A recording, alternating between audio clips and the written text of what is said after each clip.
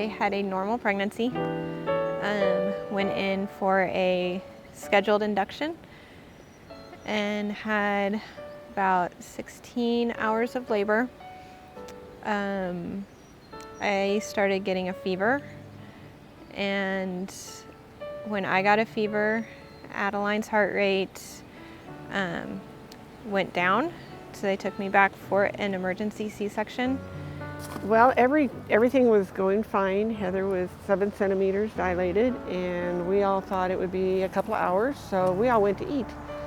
And while we were at dinner, Stephen called and said they were going for an emergency C-section. When we got back to the hospital, the doctor told us Heather, the baby was fine. They had done the C-section, and they thought Heather was fine. But then he came back a little later and said that Heather was having problems, and they were having trouble stopping the bleeding. Kind of how the whole thing started for me was it was the beginning of the year, and we were called to a 3-day prayer service here at the church where the saints were going to come together and we were going to pray and just start the new year off in prayer. And it was the second night of the prayer service, and Pastor Appleby was called earlier that day and said that he was going to be unable to get there on time, if at all, and asked would I lead prayer that night. And we prayed, and the Lord, He really met us here. And we got ready to leave. As I was leaving, I received a phone call from my mother, and she was at the hospital with Heather and Stephen, and she told me that the delivery had taken a turn for the worse. Everything was all in about 7 hours. All of that happened. About 7 p.m. is when it all started. And about 7 hours later, we were in the ICU. We had 3 nights of prayer at the beginning of the year. And we came in that Wednesday, and Pastor wasn't able to be here. So Elder Andy led us in the prayer. Oh, God met us in that prayer. It was a fervent prayer. And then the next night, that Thursday night was our final night, I did not tell anybody the circumstance or anything that was going on. I just told them to pray for Elder Andy and Sister Marty's niece, to pray for Heather. And I heard the saints calling out her name or saying, Lord, heal Sister Marty's niece. Heal Heather. I heard them calling out her name. They took her to the OR, and they got the baby out with about, 7 minutes or so, 6, 7 minutes or something like that. And we came and saw Adeline, and she was doing okay. Adeline was going to go to NICU right away. And she was doing okay. And they didn't really give me an update on Heather. So I kept kind of waiting, and a nurse came out and said, hey, there's been a lot of bleeding. And we were really nervous about her, but it was just bits and pieces of information.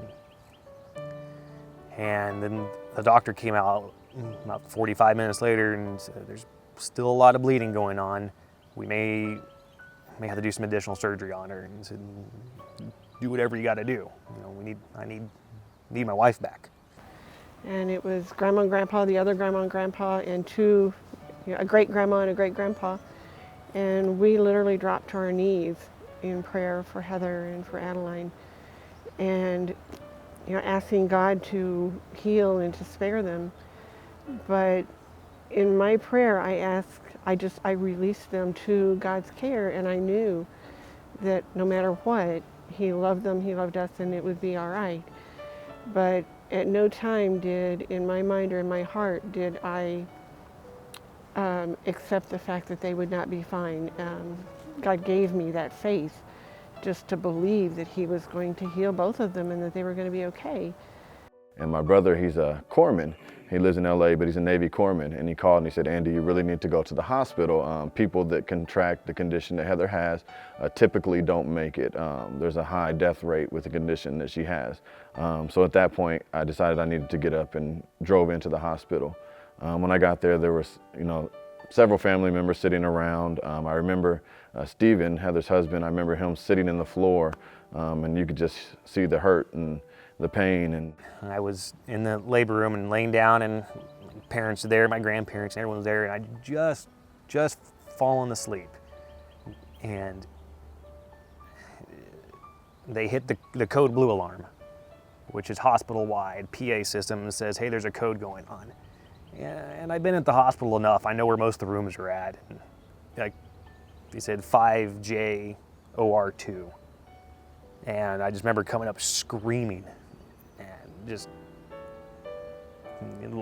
lost my wife. So that was pretty bad. And that didn't end for 5 days. So, and then I think when 32 o'clock in the morning, they called us back to the ICU, and the way they made it sound of she may not make it through the night. Some of the things that they were telling us, Stephen knew more about it than I did. Some of it I recognized. I knew that some of the things were things that people don't recover from. They don't survive them. But we just kept praying, and the doctors and nurses that were working on Heather loved her, and they were praying with her, praying over her in that operating room. They were praying with us. And one of them in particular, the lady that I love so much, and she came out and she told us, I just truly believe she's going to be okay. And in a medical setting, you don't say that. But I truly believe, and I told Stephen, I believe that those words were straight from the Holy Spirit through her mouth. And I believe that we all believe that. And within minutes, there were hundreds of people praying for her. And within the space of about an hour, it had spread to thousands, and it had spread around the world, just from the people that were there, the network of people that loved her and that loved God and believed that he could do miracles. at that point, my mom had asked one of the nurses if I could go pray for Heather. And so one of the nurses came out, and I believe it was one of the nurses that works in the same unit as Heather. Went back, talked to the doctors, and was going to find out if I could pray for Heather. And so while she was going, I remember just kind of, talking to the Lord at that point, just saying, Lord, I'm nothing special, but I know that you can do anything. And that was just kind of my prayer, you just show me the right words, show me what to say. And I remember being a little nervous at that time, and then a peace came over me that I couldn't explain. It was just kind of that peace. It was like, everything's going to be all right. I just kept hearing the Lord say, everything's going to be all right. Everything's going to be all right. I have this under control. And so the nurse came out, and she got me quickly, and she said, hurry up, come with me. You can come back and pray, and we're going to pray together. So the nurse went back with me, and as I went back, it seemed like it was the longest hallway that there could possibly be. And as we're walking down this hallway, you can kind of see there were nurses outside of the operating room, and they handed me this white jumpsuit to put on and a mask and a head suit, covered from head to toe over my clothes. And we went back, and I held the hand of that nurse, and I could see all the doctors working on Heather and all the tubes running from Heather's body. And I remember the Lord saying to me at that time that he had it in control, and just to thank me for what I was getting ready to do. And so I've always been taught and practiced that, if you want something from the Lord, just speak his word back to him. And I just reminded him of who he was and what he did. And I remember speaking it out loud, and the nurse holding my hand and just saying that, God, I remember that you were wounded for our transgressions, you were bruised for our iniquities, and that the chastisement of our peace was upon you. But I also remember that with your stripes we are healed. And I just began to speak that to him. And I asked for God to anoint the hands of those doctors and to show them what to do and how to do it. And then we just began, the nurse and I, thanking God for the miracle, thanking God for what he was going to do for Heather and how he was going to deliver Heather, and that Heather was going to be okay. And just giving him praise for being a miracle worker and believing that God was going to do that at that time. And that peace just stayed there. And that nurse prayed with me, and she began to thank God with me. And we were vocal. Right there while they were operating, we were vocally sending out those prayers. And and I just believe that, what the Bible says, the effectual fervent prayer of the righteous availeth much. I had what's called an amniotic fluid embolism, which is a 1 in 100,000 chance. After that happened, I went into DIC, which basically means that I started bleeding. My blood wouldn't clot. I got so much blood product to combat the DIC that my heart and lungs basically stopped working. And I coded twice. I would not be here if it weren't for the exact people that were there at the times that they were. I knew who my on-call doctor was going to be. I knew who my nurse was going to be. But the anesthesiologist, who was really one of the key people, I had no clue that he was going to be there. He was the night person that night, and I knew who was going to be there for the day. But I mean, my nurse, she's a third grandma to Adeline, and she had to do chest compressions on me. The CRNA that was there for all of this, he trained with me when I started nursing. When I started at Mercy, he did a lot of the training with me. So I mean, a lot of these people are like family to me. So yeah, I got to pick all these people, which was great. But my work family had to go through this with me. And the doctors had told us minimum of 4 weeks in intensive care, minimum of 2 months in the hospital. And within 2 or 3 days, she was coming around and and was improving to the amazement of at least one of her doctors. Within a week, she was responding, and we knew that she was going to be okay. I mean, we knew it before, but God was showing us that yeah, she's going to be okay. And I've got my own schedule. And what was it, 2 weeks after Adeline was born, she went home.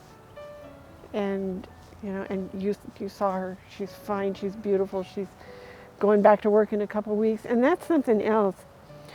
When I saw all of these wonderful people in that labor and delivery department, and I saw what they were doing and how they were taking care of her and how they were letting God use them, you don't expect that in that type of a setting. I mean, you expect good medical care, but to have a staff that is so in tune to letting God work through them, and then to realize that on a normal basis, my daughter is part of that team and ministering to others the way that she and our family were being ministered to. I was humbled and proud all at the same time. And it's just, God's just worked, and I think he will work the rest of our lives through this story and through that baby girl. He's got great plans. You have doctors. Doctors rely on science. Science is their key. That is the hard test. All right, this is what we do. This happens. We know this because it's been done 100,000 times. And when they even go back and go, there's more than what we did. We don't understand why this happened. We don't have answers now. We've come to a head, if you will. And they go, there's more than what we did. It's an act of God. And when they're saying the same thing, well, I think it's time to open your eyes. It's time to believe.